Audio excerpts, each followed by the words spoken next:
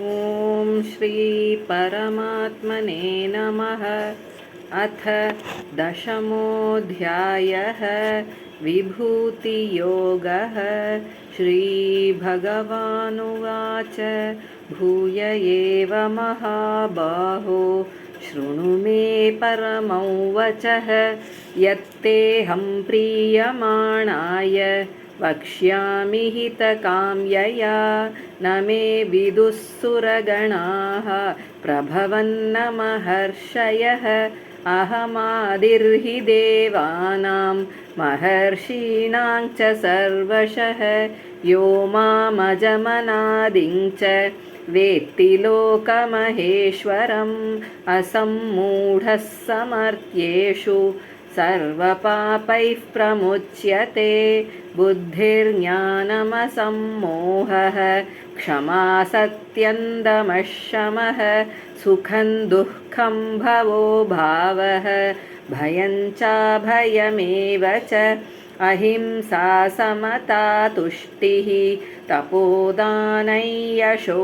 यशः भवन्ति भावा भूतानां मत्त एव पृथग्विधाः महर्षयः सप्त पूर्वे चत्वारो मनवस्तथा मद्भावा मानसा जाताः येषां लोक इमाः प्रजाः एतां विभूतिं योगं च मम यो वेत्ति तत्त्वतः सोऽविकम्पेन योगेन युज्यते नात्र संशयः अहं सर्वस्य प्रभवः मत्तः सर्वं प्रवर्तते इति मत्वा भजन्ते मां बुधा भावसमन्विताः मच्चित्ता मद्गतप्राणाः बोधयन्तः परस्परं कथयन्तश्च मां नित्यं तुष्यन्ति च रमन्ति च तेषां सततयुक्तानां भजतां प्रीतिपूर्वकं ददामि बुद्धियोगन्तं येन मामुपयान्ति ते तेषामेवानुकम्पार्थम् अहमज्ञानजन्तमः नाशयाम्यात्मभावस्थः ज्ञानदीपेन भास्वता अर्जुन उवाच परं ब्रह्म परं धाम पवित्रं परमं भवान् पुरुषं शाश्वतं दिव्यम् आदिदेवमजं विभुम् आहुस्त्वामृषयः सर्वे देवर्षिर्नारदस्तथा असितो देवलो व्यासः स्वयं चैव ब्रवीषि मे सर्वमेतदृतं मन्ये यन्मां वदसि केशव न हि ते भगवन् व्यक्तिं विदुर्देवानदानवाः स्वयमेवात्मनात्मानं वेत्थत्वं पुरुषोत्तम भूतभावनभूतेश देवदेव जगत्पते वक्तुमर्हस्य शेषेण दिव्या ह्यात्मविभूतयः याभिर्विभूतिभिर्लोकान् इमां त्वं व्याप्य तिष्ठसि कथं विद्यामहं योगिः त्वां सदा परिचिन्तयन् केषु केषु च भावेषु चिन्त्योऽसि भगवन्मया विस्तरेणात्मनो योगं विभूतिं च जनार्दन भूयः कथय तृप्तिर्हि शृण्वतो नास्ति मे मृतं श्रीभगवानुवाच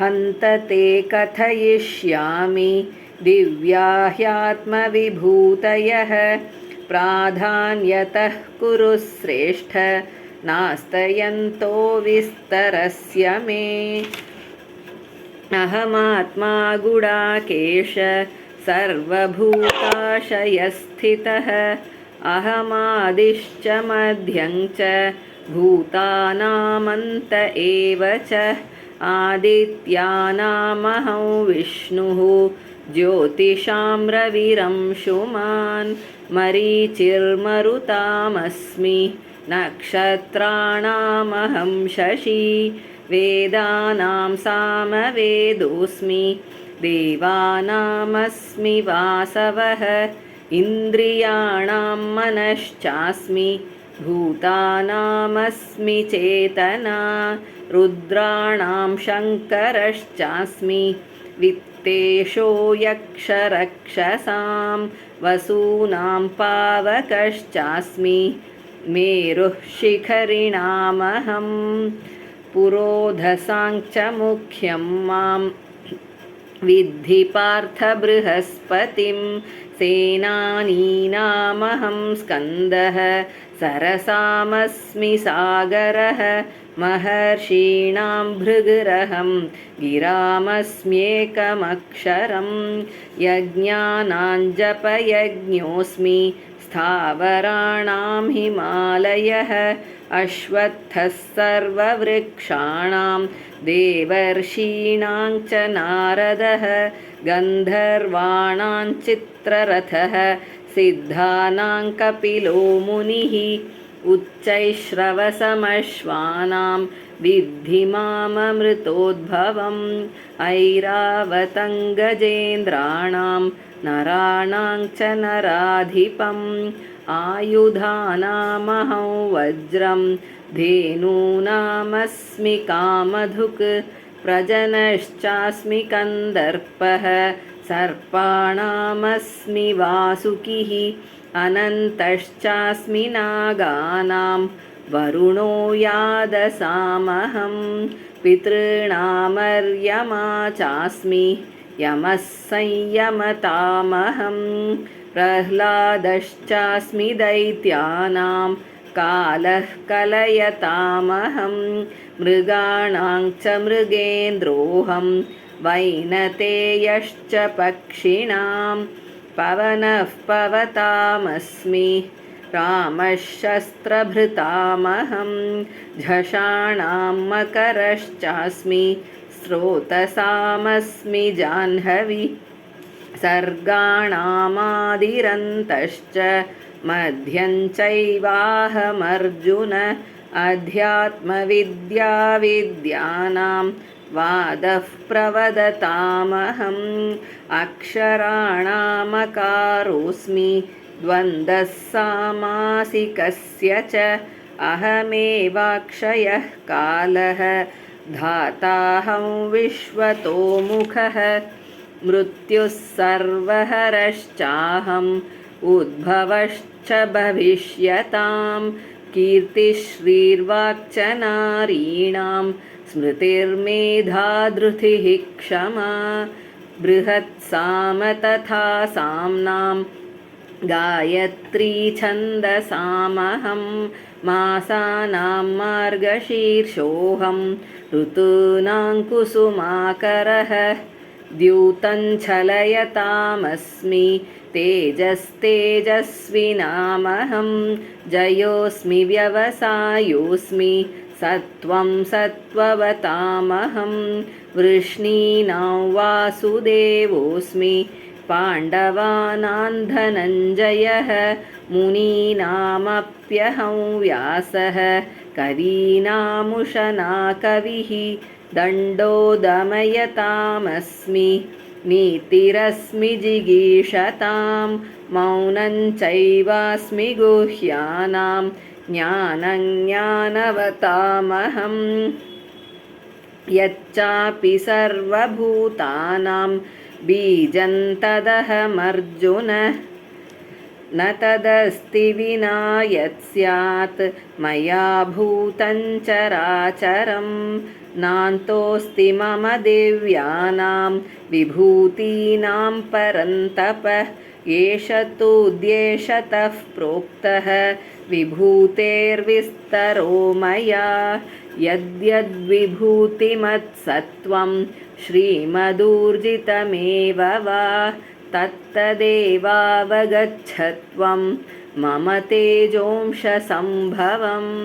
अथवा बहुनैतेन किं ज्ञातेन तवार्जुन विष्टभ्याहमिदं कृत्स्नम् एकांशेन स्थितो जगत्।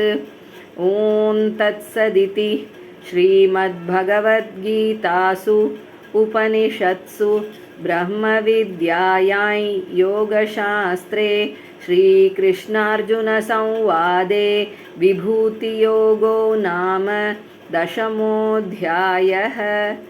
ॐ श्रीपरमात्मने नमः। अथ 11 विश्वरूपदर्शनयोगः।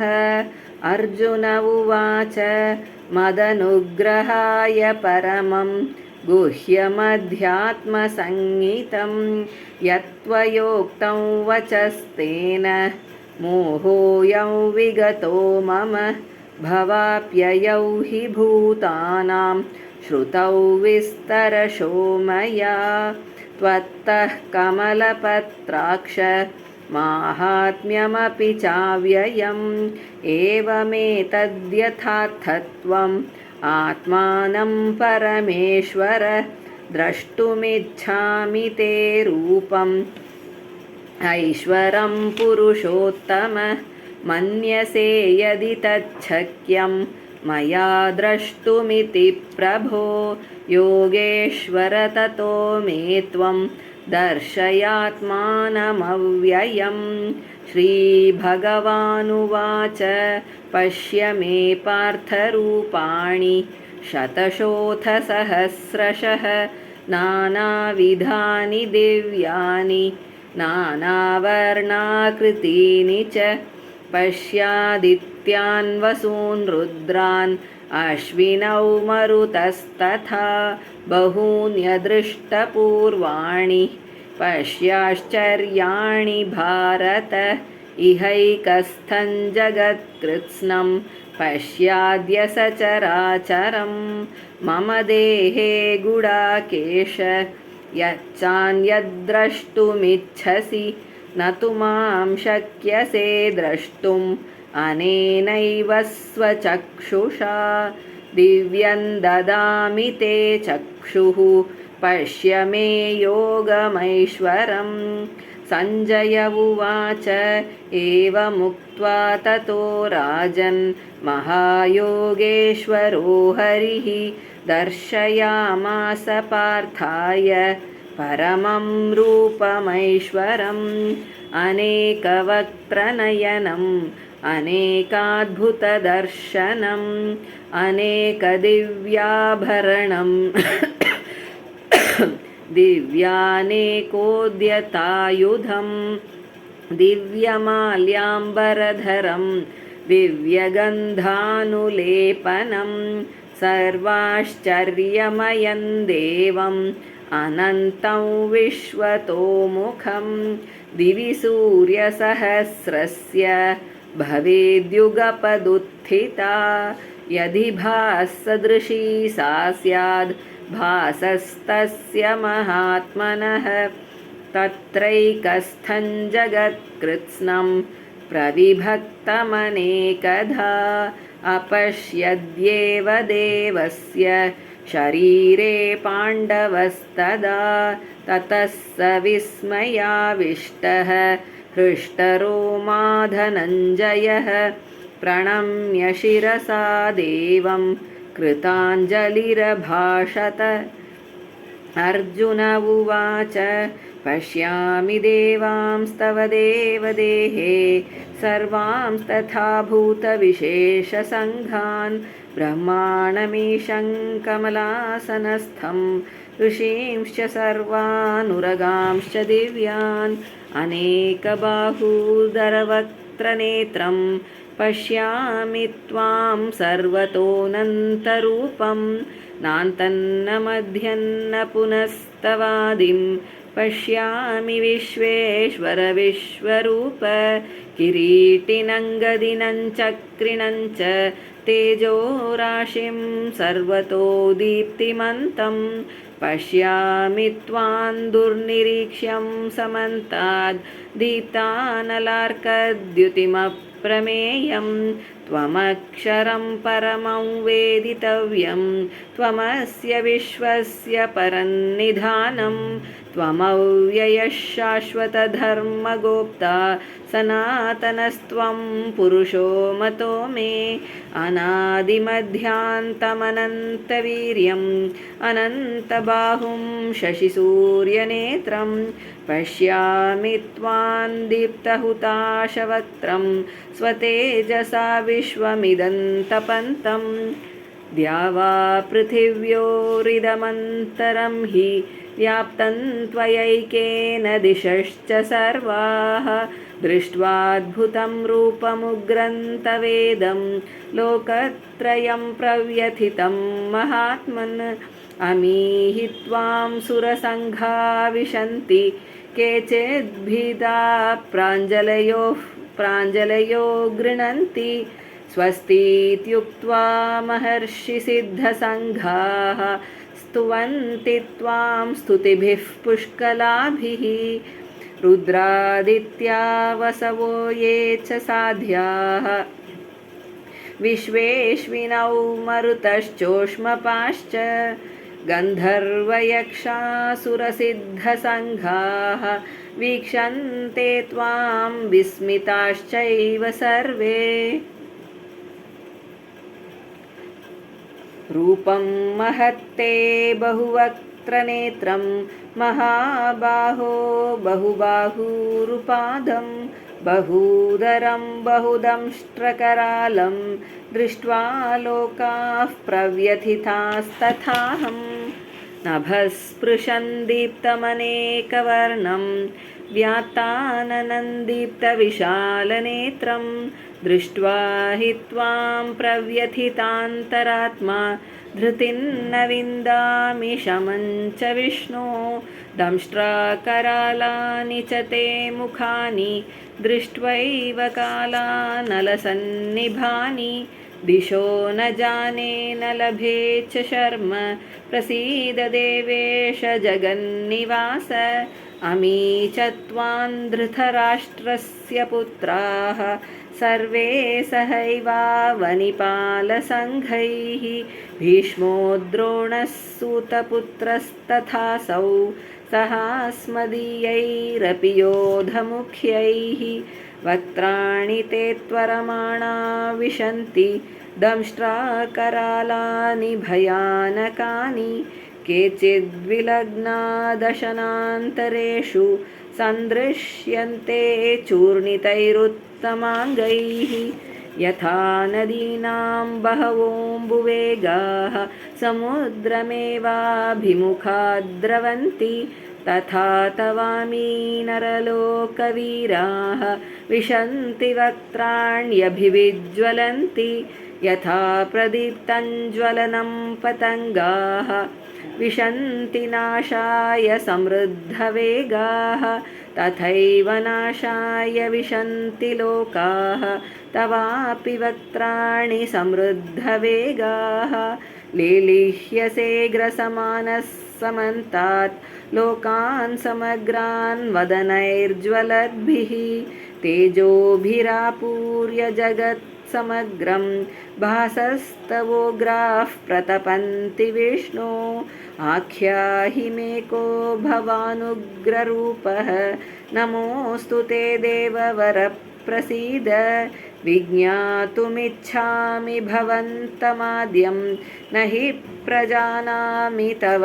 प्रवृत्तिं श्रीभगवानुवाच कालोऽस्मि लोकक्षयकृत् प्रवृद्धः लोकान् समाहर्तुमिह प्रवृत्तः ऋतेऽपि त्वान्न भविष्यन्ति सर्वे येव स्थिताः प्रत्यनीकेषु योधाः तस्मात् त्वमुत्तिष्ठ यशो लभस्व जित्वा शत्रून् भुङ्क्ष्व राज्यं समृद्धं मयैवैते निहताः पूर्वमेव निमित्तमात्रं भव सव्यसाचिन् द्रोणं च भीष्मं च जयद्रथं च कर्णं तथान्यानपि योधवीरान् मया हतांस्त्वमेव त्वञ्जहिमा व्यथिष्ठाः युध्यस्वजेतासि रणे सपन्तान्। सञ्जय उवाच एतच्छ्रुत्वा वचनं केशवस्य कृताञ्जलिर्वेपमानः किरीटी। नमस्कृत्वा भूय एवाह कृष्णं सगद्गदं भीतः प्रणम्य। अर्जुन उवाच स्थाने हृषीकेश तव प्रकृत्या जगत्प्रहृष्यत्यनुरुज्यते च। रक्षांसि भीतानि दिशो द्रवन्ति सर्वे नमस्यन्ति च सिद्धसङ्घाः। कस्माच्च तेन न मेरन्महात्मन् गरीयसे ब्रह्मणोऽप्यादिकर्त्रे। अनन्तदेवेश जगन्निवास त्वमक्षरं सदसत्तत्परं यत्। त्वमादिदेवः पुरुषः पुराणः त्वमस्य विश्वस्य परन्निधानं। वेत्तासि वेद्यं च परं च धाम त्वया ततं विश्वमनन्तरूप। वायुर्यमोऽग्निर्वरुणः शशाङ्कः प्रजापतिस्त्वं प्रपितामहश्च। नमो नमस्तेऽस्तु सहस्रकृत्वः पुनश्च भूयोऽपि नमो नमस्ते। नमः पुरस्तादथ पृष्ठतस्ते नमोऽस्तु ते सर्वत एव सर्व। अनन्तवीर्यामितविक्रमस्त्वं सर्वं समाप्नोषि ततोऽसि सर्वः। सखेति मत्वा प्रसभं यदुक्तं हे कृष्ण हे यादव हे सखेति। अजानता महिमानन्तवेदं मया प्रमादात् प्रणयेन वापि। यच्चावहासार्थमसत्कृतोऽसि विहारशय्यासनभोजनेषु। एकोऽथवाप्यच्युत तत्समक्षं तत्क्षामये त्वामहमप्रमेयं। पितासि लोकस्य चराचरस्य त्वमस्य पूज्यश्च गुरुर्गरीयान्। न त्वत्समोऽस्त्यभ्यधिकः कुतोऽन्यः लोकत्रयेऽप्यप्रतिमप्रभाव। तस्मात् प्रणम्य प्रणिधाय कायं प्रसादये त्वामहमीशमीड्यम्। पितेव पुत्रस्य सखेव सख्युः प्रियः प्रियायार्हसि देव सोढुम्। अदृष्टपूर्वं हृषितोऽस्मि दृष्ट्वा भयेन च प्रव्यथितं मनो मे। तदेव मे दर्शय देवरूपं प्रसीद देवेश जगन्निवास। किरीटिनं गदिनं चक्रहस्तम् इच्छामि त्वां द्रष्टुमहं तथैव। तेनैव रूपेण चतुर्भुजेन सहस्रबाहो भव विश्वमूर्ते। श्रीभगवानुवाच मया प्रसन्नेन तवार्जुनेदं रूपं परं दर्शितमात्मयोगात्। तेजोमयं विश्वमनन्तमाद्यं यन्मे त्वदन्येन न दृष्टपूर्वं। न वेदयज्ञाध्ययनैर्न दानैः न च क्रियाभिर्न तपोभिरुग्रैः। एवं रूपः शक्यः नृलोके द्रष्टुं त्वदन्येन कुरु प्रवीर। मा ते व्यथा मा च विमूढभावः दृष्ट्वा रूपं घोरमीदृङ्ममेदम्। व्यपेतभिः प्रीतमनाः पुनस्त्वं तदेव मे रूपमिदं प्रपश्य। सञ्जय उवाच इत्यर्जुनं वासुदेवस्तथोक्त्वा स्वकं रूपं दर्शयामास भूयः। आश्वासयामास च भीतमेनं भूत्वा पुनः सौम्यवपुर्महात्मा। अर्जुन उवाच दृष्ट्वेदं दृष्ट्वेदं मानुषं रूपं तव सौम्यं जनार्दन इदानीमस्मि संवृत्तः सचेताः प्रकृतिं गतः। श्रीभगवानुवाच सुदुर्दर्शमिदं रूपं दृष्टवानसि यन्मम देवा अप्यस्य रूपस्य नित्यं दर्शनकाङ्क्षिणः नाहं वेदैर्न तपसा न दानेन न चेज्यया शक्य एवं विधो द्रष्टुं दृष्टवानसि मां यथा भक्त्या त्वनन्यया शक्यः अहमेवं विधोऽर्जुन ज्ञातुं द्रष्टुं च तत्त्वेन प्रवेष्टुं च परन्तप मत्कर्म कृन्मत्परमः मद्भक्तः सङ्गवर्जितः निर्वैरः सर्वभूतेषु यः स मामेति पाण्डव। ॐ तत्सदिति श्रीमद्भगवद्गीतासु उपनिषत्सु ब्रह्मविद्यायां योगशास्त्रे श्रीकृष्णार्जुनसंवादे विश्वरूपदर्शनयोगो नाम एकादशोऽध्यायः। ॐ श्रीपरमात्मने नमः। अथ द्वादशोऽध्यायः भक्तियोगः। अर्जुन उवाच एवं सततयुक्ता ये भक्तास्त्वां पर्युपासते ये चाप्यक्षरमव्यक्तं तेषां के योगवित्तमाः। श्रीभगवानुवाच मय्यावेश्य मनो ये मां नित्ययुक्ता उपासते श्रद्धया परयोपेताः ते मे युक्ततमा मताः। ये त्वक्षरमनिर्देश्यम् अव्यक्तं पर्युपासते सर्वत्र गमचिन्त्यं च कूटस्थमचलं ध्रुवं सन्नियम्येन्द्रियग्रामं सर्वत्र समबुद्धयः ते प्राप्नुवन्ति मामेव सर्वभूतहिते रताः। क्लेशोऽधिकतरस्तेषाम् अव्यक्तासक्तचेतसाम् अव्यक्ता हि गतिर्दुःखं देहवद्भिरवाप्यते। ये तु सर्वाणि कर्माणि मयि सन्न्यस्य मत्पराः अनन्येनैव योगेन मां ध्यायन्त उपासते तेषामहं समुद्धर्ता मृत्युसंसारसागरात् भवामि न चिरात् पार्थ मय्यावेशितचेतसां मय्येव मन आधस्त्व मयि बुद्धिं निवेशय निवसिष्यसि मय्येव अत ऊर्ध्वन्न संशयः। अथ चित्तं समाधातुं न शक्नोषि मयि स्थिरम् अभ्यासयोगेन ततः मामिच्छाप्तुं धनञ्जय।